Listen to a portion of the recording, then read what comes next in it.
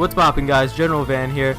A common question that a lot of new Fire Emblem fans have is, what's the best place to start?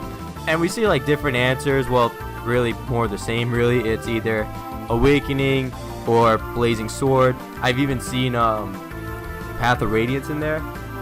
But one game that a lot of fans actually, they look up and they ask, is Sacred Stones a good game? And that's actually a good question. They're not wrong for thinking Sacred Stones is a good game to start with. Personally, I think it's one of the better games to start with. Is it the best game to start with? No, absolutely not. I mean, in my opinion, it's not. But it can be for certain people depending on your play style or how experienced you are with tactical RPGs or just RPGs in general. Because at the end of the day, Fire Emblem is a great tactical RPG series. It can be a little hard, especially for newer players or people who just like watching their units die. So let's get into it.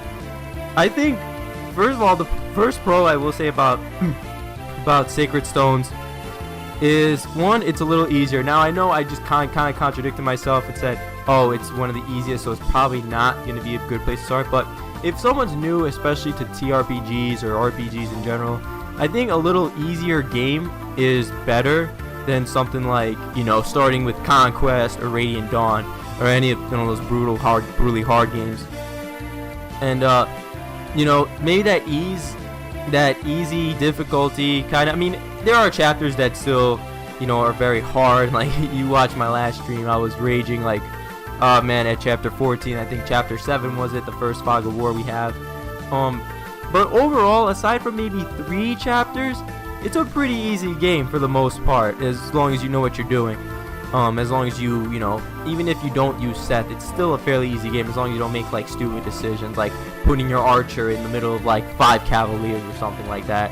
So I think that's a pro, because compared to, let's say, Awakening, or no, a better comparison, Blazing Sword. Blazing Sword is not that hard. I know, you know, it's, if you get art stats screwed, it'll be tough, but overall, Blazing Sword's not too difficult, although it is much more difficult than Sacred Stones. Sacred Stones is a lot less balanced because, one, you have Seth.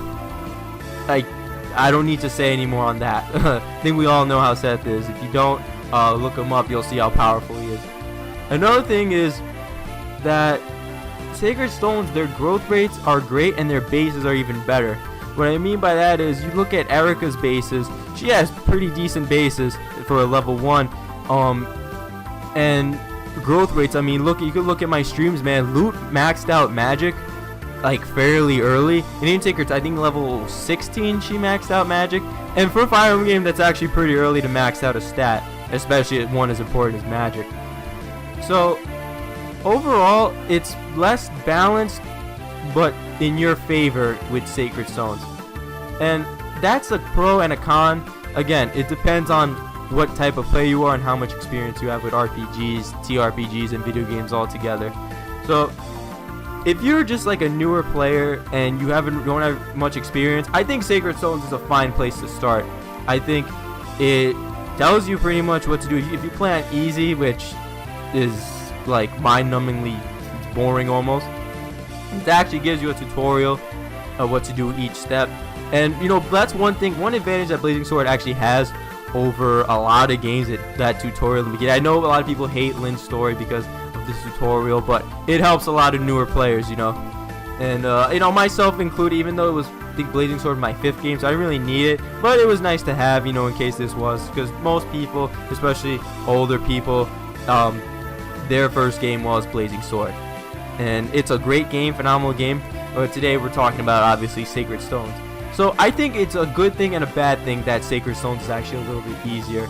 It's good in that, you know, newer players aren't as intimidated as much. And, you know, because if you told a new player, hey, you want to start Fire Emblem? Yeah, play Conquest or Radiant Dawn, or, you know, or Thracia. Yeah, no, don't be that guy that says start with Thracia, please. I've yet to play it, but I've seen, oh man, I've seen too much of the videos of Thracia. It's, wow, what a game. But it's probably really good. It's just hard. But yeah, it's a pro and a con.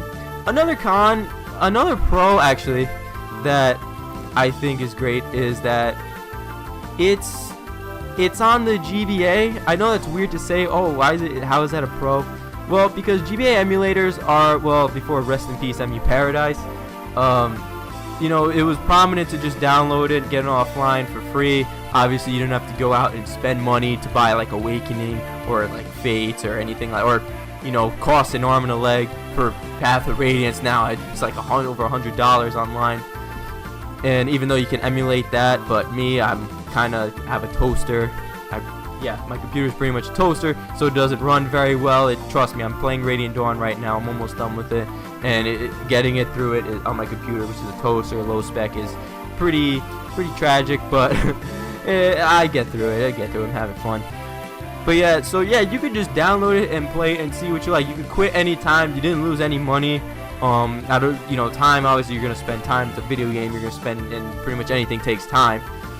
But that's another pro that I feel like Sacred Stones has over, like, especially like Awakening and Fate. A lot of people say Fate's is a good place to start. I'm gonna make another video in the future saying why you shouldn't start with Fates necessarily. So yeah, I think that's another pro.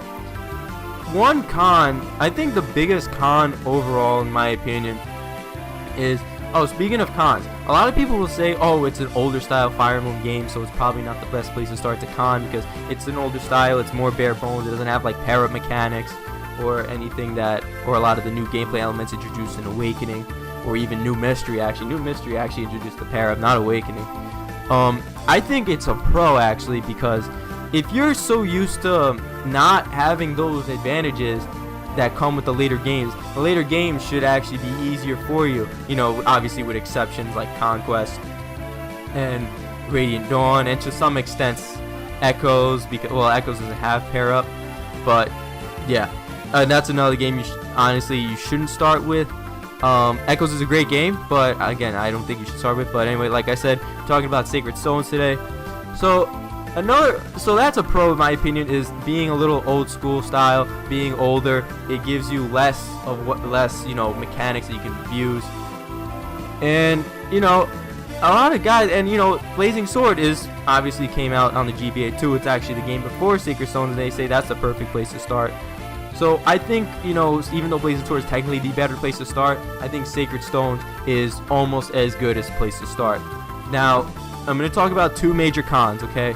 The difficulty and, well, I'm going to get to the other one later. So the difficulty, like I said many times, is pretty easy. It's not the hardest game at all by any means necessary, unless you do some stupid, like Amelia solo, or without grinding and only giving her, like, iron weapon. Unless you do something like that, the game's not that hard. Speaking of grinding, actually, technically all games kind of have grinding. The closest one, in my opinion, that I've played that does not have grinding is technically Path of Radiance and Radiant Dawn, but they have bonus experience, so that kind of mitigates the whole not grinding thing. But you know, a lot of games, they have the Coliseum where you can go and grind, and you know, that's kind of risky, because if you're because the Coliseums are usually in the middle of a map. They are in the middle of a map. They're in the middle of a chapter, and you don't know, maybe, you know, as you're grinding, you know, you don't notice the reinforcement that just came in or something like that. Sacred Stones is something called the Tower of Volney. It's basically, you go in the tower and you could quit anytime. So you go in the tower, you can, you know, kill enemies, level up, and you could quit anytime. So it's not like you go in there, you're forced to be in there, you know, you quit anytime. And if your units die, they die forever, doesn't matter, even if you're in the Tower of Volney. You can, like I said, go in there, kill a few enemies, maybe you just need that one level up for a promotion or something, you know.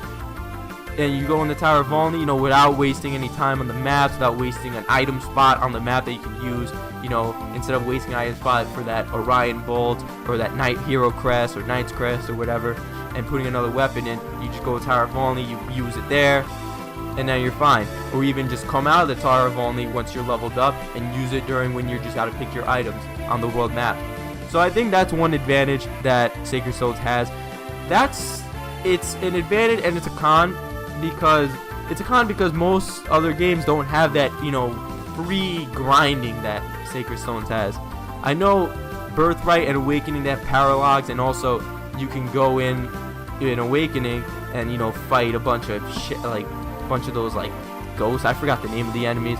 You can find a bunch of those guys. I totally forgot the name of the enemies. It's been a while since I played Awakening. And also in Echoes, you can actually go in dungeons. Although grinding in Echoes is a tedious process. Luckily, Sacred Stones, in my opinion, is the least tedious in terms of grinding. You go in there, you quit wherever you want. It's fine. It like Awakening too, but Sacred Stones, like I said, it's older style, so it might be a little better.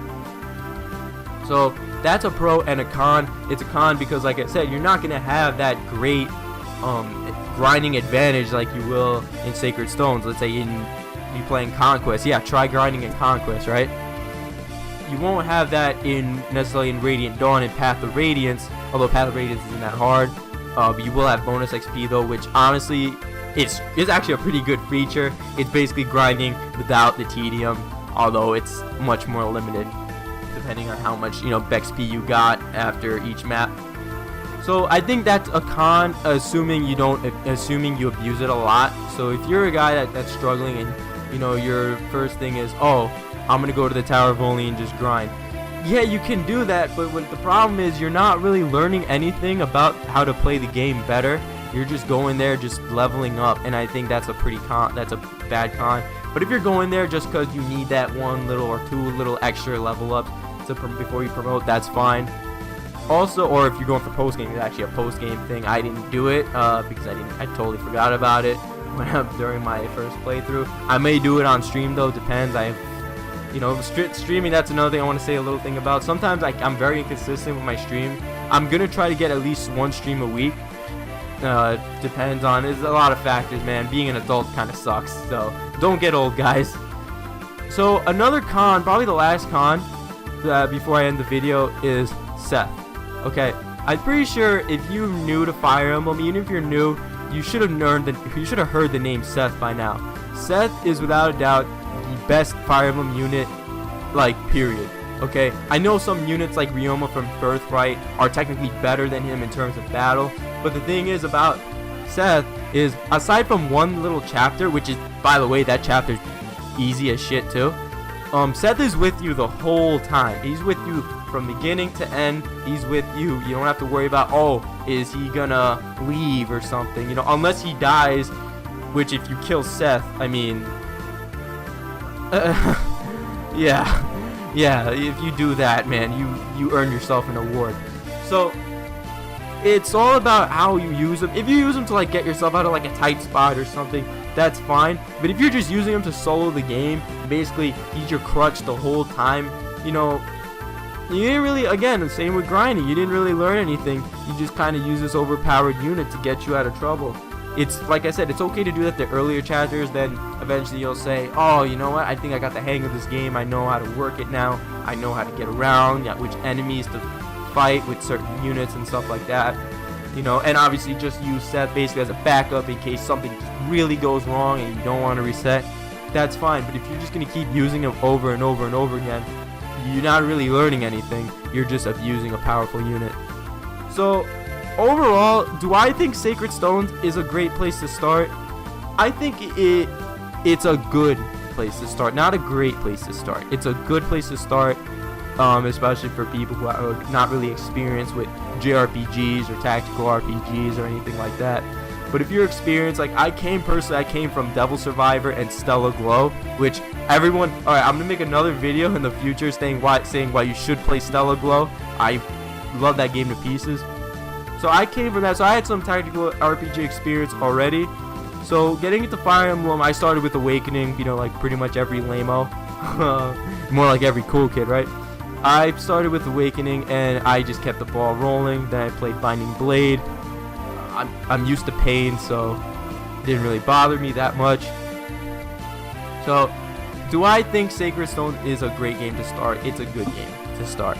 It's a good game, not a great game to start. If you do start with Sacred Stones, like I said, as long as you don't abuse too many things like the Tower of Volney or Seth or anything like that, I think this is a good learning experience for you. It'll be a great place to start. You'll learn all the mechanics pretty quickly. And, if you do abuse those a lot, I mean, everyone can play how they want. If you want to abuse them, that's fine.